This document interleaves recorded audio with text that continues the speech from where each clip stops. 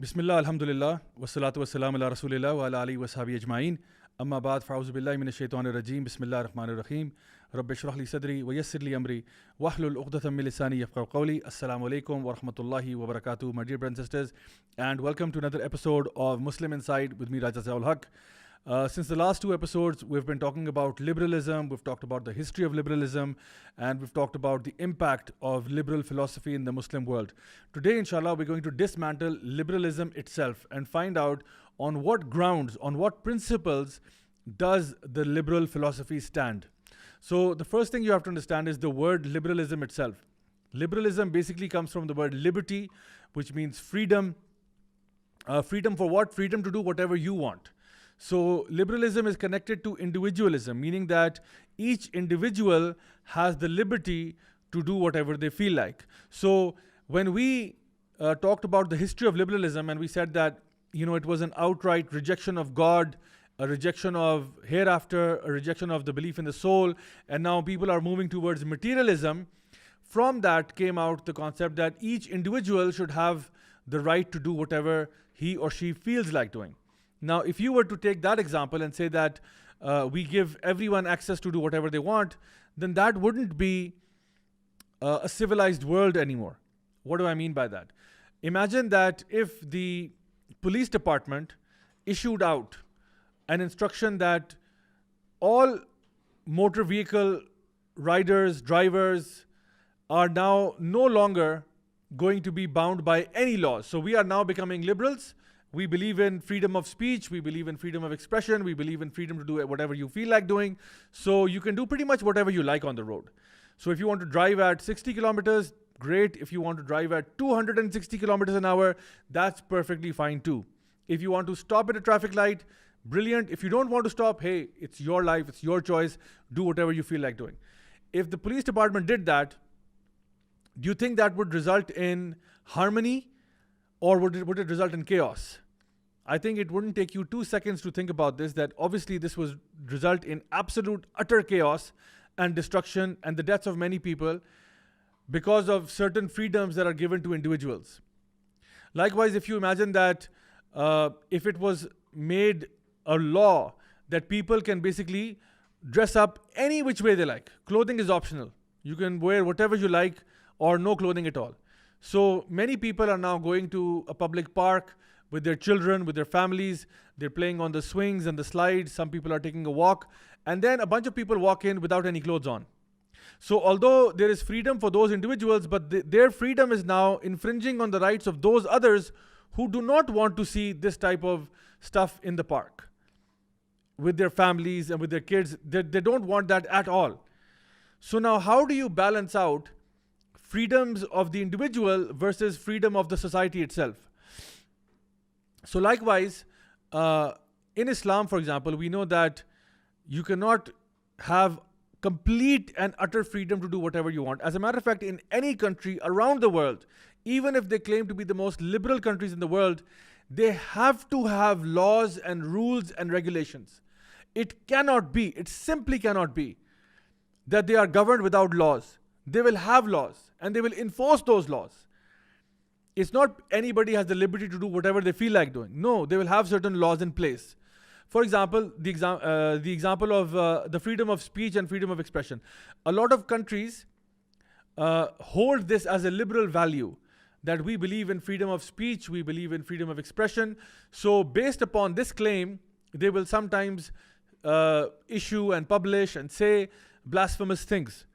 They will say things which are blasphemous. For example, mocking the Prophet Muhammad, peace and blessings be upon him, or even Prophet Isa alayhi salam, or other prophets of the past. They will mock them. They will even mock Allah subhanahu wa ta'ala and come up with these things, comedy skits about God. They will do all that, and they'll do that in the name of freedom of speech, freedom of expression. But these same countries that preach these liberal values do not believe in freedom of speech themselves, because when it comes to insulting their flag, they have laws against that. When it comes to insulting, for example, recently the Queen of England was mocked by the French magazine Charlie Hebdo, and there was an absolute backlash for that. So what happened to freedom of speech then? They were just mocking the Queen. Similarly, BBC news channel fired 2 of its anchors because they mocked the British flag. And didn't really mock it, they just said the size of the flag is a bit small. That's all they said, and they were fired for that. What happened to freedom of speech there? Likewise, in France, there are penalties for mocking the flag or the national anthem, and all of these laws you can find different versions of it across the planet.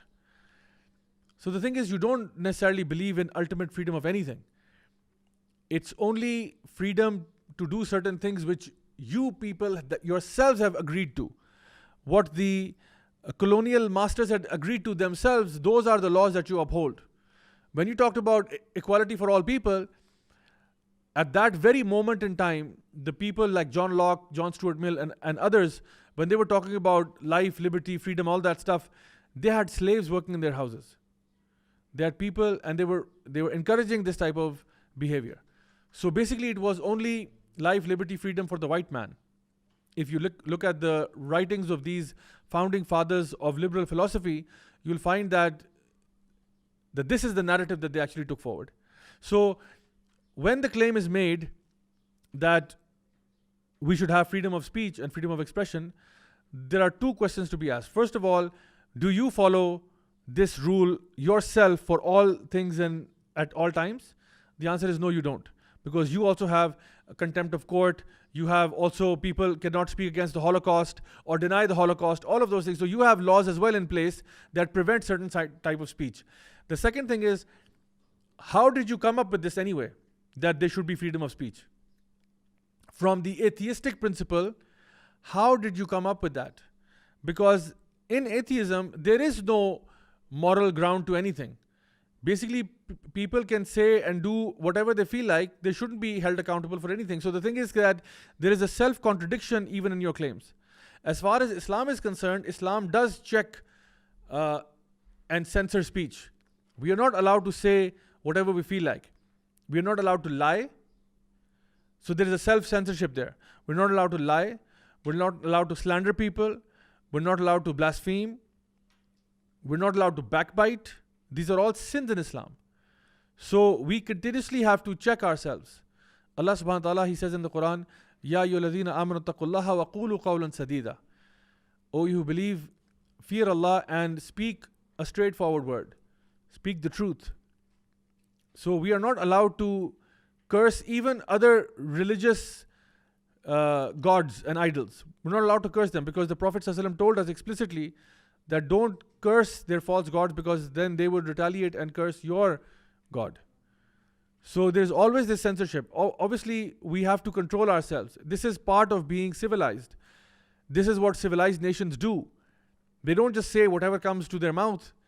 Rather, they live with dignity and decency. So the thing is, Islam tells us what those parameters are.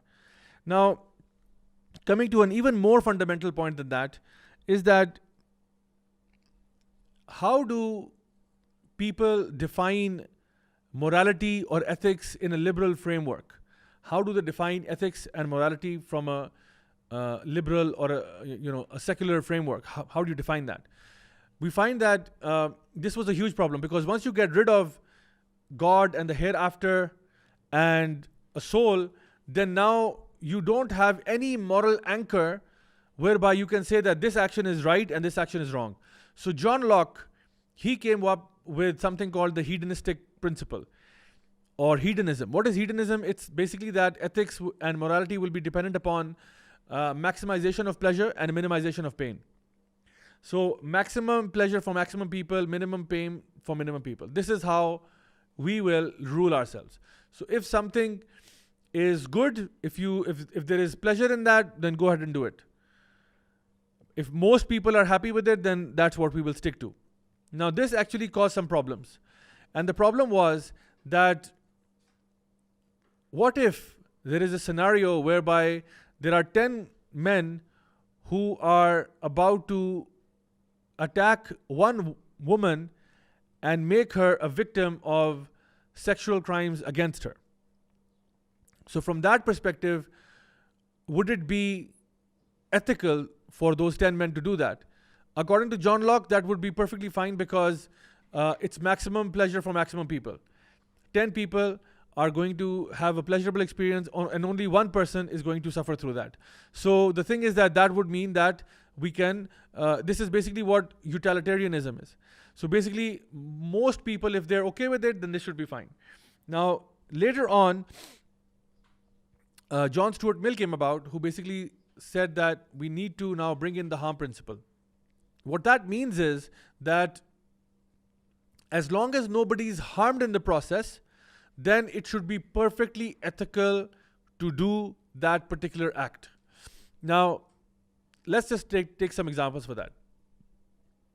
What if somebody's father passes away and that person, instead of burying his father in the earth, he decides to make a dish out of his father, cook him, prepare a nice meal, and serve him to the poor and the weak of society? Would you consider this to be an unethical act? According to John Locke and John Stuart Mill, this would be perfectly fine because it doesn't invalidate the harm principle. Because who has been harmed in this? This is a victimless crime. The father passed away. I mean, even if you put him in the earth, he's going to just decay anyway, and he's going to be just useless anyway. So why not make a meal out of him and serve him to the poor and the weak of society? This should be perfectly fine. And like I gave examples earlier when we talked about ethics and science and all these things, how do you justify incestual relationships? What is the harm principle there? Because nobody's being harmed in incest. There is no victim here. It's based upon consent. And likewise, many other forms of sexual deviancy and perversion can also be rationalized from that perspective, that nobody's being harmed. There's consent between both parties. So if that is the case, we all understand that this cannot be the case, whereby these type of perversions are taking place in society and they are being legalized or validated by the principle of hedonism, and then add to that the harm principle. So this is why when you look at the West now, you have the LGBTQ movement and many other things, and they're basing it upon purely the same ideology that is present inside of liberalism. So this is where it all comes about. Now, something that is interesting for us to understand here is that in liberalism, they don't have any moral anchor. They basically follow their own whims and desires. Whatever they feel is right, they make it right. Whatever they feel is wrong is wrong. Now, somebody might argue and say, look, we can always use social, societal, for example, opinion and go with the majority opinion. That can give us ethical moral values, right? If society agrees to it, most people agree to it, through some kind of a democratic process. If we get people on the same page, then if most people agree, then that should be classified as something ethical and moral, right? So since most people agree right now that incest is bad, so therefore we consider it bad. If most people consider that, eating your father after his death is bad, then obviously it's bad. Now the thing is that in history has proved to us again and again that social consensus is not the criteria for ethics. If you want to take social consensus as a criteria for ethics, look at what happened in ancient Rome. When people were engaged in gladiatorial combats, people were put in the arenas, they were beaten and tortured, women and children were fed to hungry lions and wolves and hyenas and tigers, all for the spectacle of other people there, all in the name of entertainment. Christian women and children were killed and persecuted in this manner. Others were killed at the hands of gladiators, and other gladiators would fight other gladiators till the death. And it was all in the name of entertainment. Good, clean fun. That's what was happening at that time. And there was complete social consensus on this, that this is completely okay. This type of entertainment is absolutely fine. So what happened to social consensus there? What happened to social consensus at the time of Adolf Hitler, who killed 6 million Jews via the gas chamber, via lethal injections, via the firing squads? And his entire nation was on the same page as him. There was social consensus. Does that make this act ethical? Does that make the Holocaust ethical and morally correct?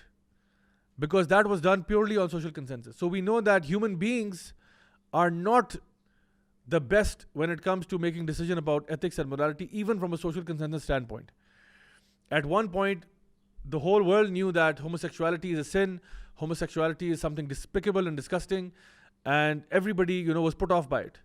But then slowly but surely they did social engineering and they started conditioning people to accept it. And now they're trying to make people accept pedophilia, make people accept incest, and many, many other forms of sexual deviancy. They're trying to condition people through music and movies and TV series that people learn to accept these evils as completely ethical and moral behavior in society. So with liberalism, with the liberal philosophy, it's not just that the philosophy itself stands independent. No, it comes with certain principles. It comes with certain values. Now, another thing that's worth mentioning here is the sheer hypocrisy of the liberal philosophy itself, because John Locke, when he came up with his 2 treatises on government, which are considered to be the most primary texts in terms of defining what liberalism is and what liberal philosophy is, he was a devout worshipper of God. John Locke was a Unitarian Christian. He believed in one God. He didn't believe in the Trinity. So he believed in one God. But he was not really someone who wanted to practice the ahkam or the legal rulings from the Bible or from the Christian tradition. But he did believe in God. So he was a God-fearing man. John Locke, when he came up with this liberal philosophy, he said some truths like, for example, he said that all men are created equal. All people are born equal, have been created equal. And this is something that liberal texts will have even to this date, that we are born equal, we are born free. Why did John Locke say that? Because he believed in God. And from that standpoint, this makes sense, because God Almighty has created everyone equal. They're all equal in the sight of God. Nobody has a special maqam unless you are upon righteousness. And this is what we believe as Muslims as well. Inna akramakum indallahi atqakum. The most noblest of you in the sight of Allah are the most pious of you, or the most God conscious of you. So the thing is, from that perspective, from a religious perspective, you understand that. How do you prove that? From a secular perspective, when you have removed God from the equation, why do you say these things? Because the premise of liberal philosophy is based upon all men are created equal. Therefore, we need to give rights to the homosexuals, we need to give rights to the women, we need to give rights to this, we need to give rights to that. This is the entire framework. All men are created equal, all men are created free. But you cannot prove that as a liberal. You cannot prove that without bringing in God. Because if anything, we are not created equal from a purely scientific, rational perspective. How are we created equal? We are equal in the sight of God, but since we're not talking about God, prove to me how are we created equal? A person could be tall, a person could be short. A person could be fair-skinned, a person could be dark-skinned. A person could be born into a wealthy family, a person could be born into a poor family. A person could be born with complete arms and legs, and somebody could be born without arms and legs. How on earth are we equal? Even twins are not equal. Even twins are given different circumstances at times. They have different fingerprints. If anything, we are not the same. If there's anything to be said about the creation of man, is that we are born unequal and not free. A lot of people are not born free. How are they born free? People are born into slavery. People are born in prison. People are born in areas where they are really oppressed by regimes that are tyrant regimes. People are born in areas where war crimes are prevalent. So how are you saying that all people are created equal and free? People are born in debt. They are born already having incurred debt that their parents had on them. So how on earth are you saying we're born equal and free? Which is the entire premise of liberal philosophy. So you just want us to accept something just because you say so. It's literally like believing in a myth. And that's what liberal philosophy is. If you look deeply into it, you realize that it's standing on grounds that have no substantial proof of their existence. You make certain claims that people are created equal and free, but you cannot prove it from a purely liberal perspective. You would have to bring in God to say that, because John Locke said it because he believed in God, and he was coming from that angle. He was referring to the book of Genesis time and time again in his 2 treatises on government. But when you come up with the modern liberal doctrine, you find that it makes certain claims. All those claims that it's making are primarily religious claims. And yet you have conveniently taken the part of religion that suited you, and you've conveniently negated and rejected the part that didn't suit you. So what type of hypocrisy is this? You have no moral anchoring. You come up with your own whims and desires, and that's how the world is now progressing. There are 2 talks that I saw a while back on TEDx, and both of those talks were actually encouraging or promoting pedophilia. That people who are pedophiles, it's just a lifestyle choice. Are you going to blame them for what they feel and what type of desires they have? Are you going to blame them now? So just like they made homosexuality into something that's, you're born this way and all that, although that was debunked by the scientific community a few years ago, but they still went on and on saying that, just because a person is born a certain way, are you going to judge them for that? And now they're making the same claim for pedophiles. That just because a person is attracted to children, are you going to now blame him for that? This is how the liberal framework adopts itself and adapts itself to certain environments and conditions whereby you have no real moral anchoring for any of the ethical moral values. So inshallah, we'll try and wrap things up here now. And with this thought that inshallah, in the next session, we will talk more about liberal philosophy. We'll talk more about some of the loopholes in the liberal narrative, how certain things which they project to be the gospel truth, as they say, certain things that liberals hold to be very, very dear to them, some of the first principles of liberalism, some of the fundamental principles of liberalism, you find that they have no moral anchoring, they have no substantiated proof or evidence. People are just believing it because their parents told them to believe that. So right now, I would argue as far as to say that a child that is being born in a liberal household is believing certain things without any evidence. Just like somebody in ancient Rome or ancient Greek would believe in Zeus and Apollo and some other mythical gods. In the same way, the modern day person who is being born into a liberal household is buying something or believing in something without any proof for it. Just like the example that I gave you, that, saying that all men are created equal, all men are created free, you're just taking it from the religious doctrine. You don't have any proof for that from a purely liberal standpoint. And many, many other things like we should have freedom of speech. We should have freedom of expression. How? Who said so? Why should we have anything, by the way? If the life of this world is going to finish anyway, and it's survival of the fittest, and every man for himself, then why should we have these rules and regulations in the first place? In the end, we're going to die anyway. So the thing is that we find that this is the reason why in a lot of the countries that are liberal and have liberal secular values, depression rates are at the highest suicide rates. The top 20 countries, out of them, the top 19 are countries which follow liberalism or secularism. The reason is that with liberal philosophy, you very soon realize that there is no real purpose to life, there is no meaning to life, and that even ethics, morality have no real anchor. Anything pretty much goes. And so it leads people towards depression. You realize that this is the only life you have. There is no afterlife.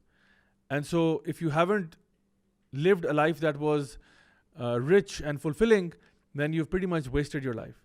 And so the moment you experience a little bit of pain in life, it might be a better option to just end it, because who wants to live in pain anyway? Because life is all about maximization of pleasure and minimization of pain. So if I want to maximize my pleasure and minimize my pain and live upon hedonistic principles, the first time I experience any kind of real pain, I just want to end my life, because I realize that after that it's all downhill anyway. So this is why you have high suicide rates in these countries as well. And this is like a good topic of research.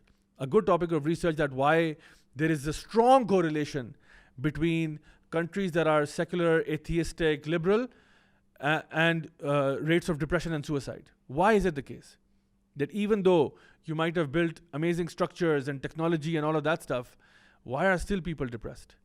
Because on the one hand, when liberals talk about progress, yes, there is progress, for sure.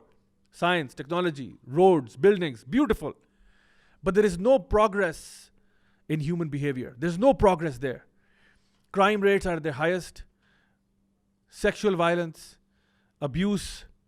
Prisons are filled right now. In the United States, there are more people in prison than there are at university. In the United States, the champion of liberalism and secularism, there are more people in prisons right now than there are in universities.